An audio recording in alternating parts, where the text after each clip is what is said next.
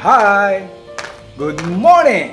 Have a wonderful and fruitful day. Let us thank the Lord for He is good and His love endures forever. Let me share to you today the words of wisdom. This is a godly wisdom from the book of Proverbs, because I believe with all my heart that the Proverbs a day keeps the fools away.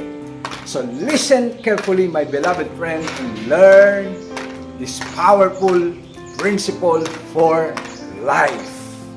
It says in Proverbs chapter 13 verse 20, walk with the wise and you will become wise.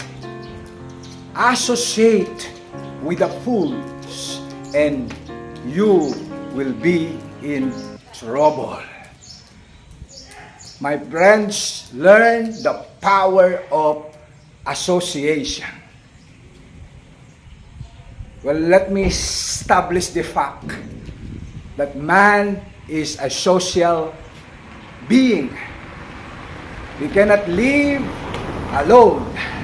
So we need an association or organizations where we can learn and grow. But choose your company for you to grow and become wiser. Instead, you associate to the wicked or to the fool, and eventually you will become like them. Just like them, my friend. I just want to remind you.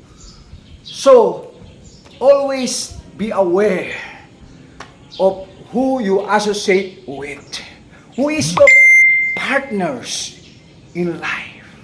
And I encourage you to always select your friends, a godly and a wise friend that will help you to improve your personality and reach your full potential.